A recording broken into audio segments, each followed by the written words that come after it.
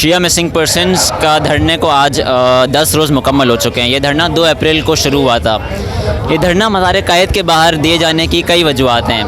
شیعہ missing persons کی families گزشتہ چند سالوں سے اس ملک کے تمام گورنمنٹ آفیسز کے ریلیونٹ آفیسز کے باہر احتجاج دے رہی ہیں۔ احتجاج کس بات کا؟ احتجاج اس بات کا کہ اگر ان کے پیاروں نے کوئی جرم کیا ہے، اگر ان کے پیارے کسی چیز میں ملوث ہیں تو انہیں قانون کا سپورٹ کرتے ہوئے انہیں کورٹ میں پیش کیا جائے۔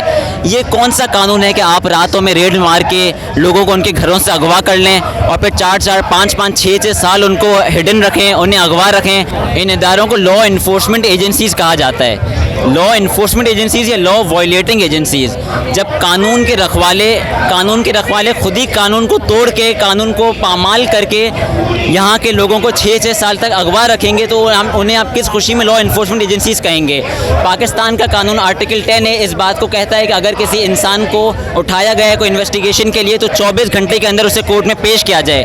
کون سے 24 گھنٹے جب یہاں 6 سال تک لوگوں کو کورٹ میں پیش نہیں کیا جا رہا؟ یہاں کے لوگ اس دھرنے کے اندر خواتین موجود ہیں، بوڑھی مائیں بوڑھے باپ موجود ہیں۔ بوڑھی مائیں بوڑھے باپ اس دنیا سے گزر چکے ہیں اپنے بیٹے کی بازیابی کے انتظار کرتے کرتے۔ یہاں پہ معصوم بچے موجود ہیں جو کہ اپنے اسکول کا ہوم ورک کر رہے ہیں کیونکہ کل انہیں اسکول میں جا کے اپنے دوستوں کو بتانا ہے کہ میرے بابا کو پاکستان کے سیکیورٹی ادارے اٹھا کے لے گئے ہیں 6 سال کے اور ہمیں پتہ ہی نہیں ہے کہ کب آ رہے ہیں واپس۔ کس جرم میں اٹھا کے لے گئے ہیں؟ اس جرم میں اٹھا کے لے گئے ہیں کہ ان کے اوپر شک ہے کہ انہوں نے کوئی ظلم یا ان کے اوپر شک ہے کہ کوئی کارروائی میں ملوث ہیں۔ اگر شک کے بنیاد پہ اگر لوگوں کو اٹھانے لگا جائے تو ابھی نندن کو آپ نے کیوں چھوڑ دیا؟ ان کے پاس شک تھا آپ کو کہ وہ انہوں نے کوئی جرم کیا پاکستان کی حدود کے اندر جو آئے تھے۔ یہاں کے لوگوں کے اوپر شک کے بنیاد پہ اٹھا کے بغیر کورٹ میں پیش کیے ہوئے آپ انہیں 6 سال تک اندر رکھتے ہیں۔ کون سا قانون اس بات کی اجازت دیتا ہے؟ ہیومن رائٹس وائلیشن ہے یہ، کرائم اگینسٹ ہیومینٹی ہے یہ۔ نہ انٹرنیشنل ہیومن رائٹس اس بات کی اجازت دیتا ہے، نہ پاکستان کا قانون اس بات کی اجازت دیتا ہے۔ ان معصوم ماؤں بہنوں کا ایک مطالبہ ہے، فقط ایک بنیادی مطالبہ ہے۔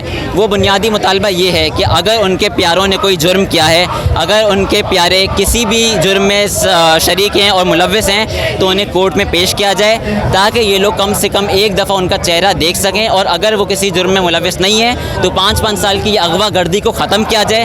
اس ملک کے اندر قانون کی پامالی کو ختم کیا جائے، قانون کے رکھوالوں کو قانون کے اوپر عمل کرنا چاہیے۔ بس ہو گئی ہے یہ اغوا گردی، بس ہو گئی ہے یہ قانون کی خلاف ورزی۔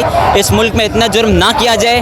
شیعوں کے اوپر گزشتہ 70 سالوں سے ویسے ہی آپ لوگوں نے تکفیری لوگوں کو بنا کے ان کو چھوڑ دیا تھا۔ پہلے 70 سال تک ان کی نسل کشی کرو، پہلے 70 سال تک ایسے ایلیمنٹس کو بیک کرو جو کہ شیعوں کو جہاں روڈ پہ چوکوں پہ جب شیعہ لائر، جب شیعہ ڈاکٹر، جب شیعہ انجینئر ملے اسے قتل کر دے، اور جب اس بات سے اب تھک جاؤ کہ اب شیعوں کی نسل کشی بس ہو گئی ہے تو آپ شیعوں کو اغوا گردی شروع کر دو، تو آپ شیعوں کو پکڑ کے اغوا کر دو، 6 سال تک 7 سال تک اندر رکھو۔ اگر اسٹیٹ کو اپنے ایک ماں کا کردار ادا کرنا چاہیے، کیا یہ ماں کا کردار ہوتا ہے کہ پہلے ان کے قاتل کو آزاد چھوڑ دو، ان کے قاتل کو الیکشن لڑنے دو، اور پھر جب ان کے قاتل سے تھک جاؤ تو ایک نیا طریقہ اختیار کر لو اور ان کو اغوا کر کے غائب کر دو 6 سال تک؟ خدا را کچھ رحم کریں ان بری ماؤں باپوں پر، کچھ رحم کریں ان بچوں پر۔ آج 10 دن مکمل ہو گئے ہیں، پی ٹی آئی کا ایک وفاقی نمائندہ یہاں پہ شرکت کرنے نہیں آیا۔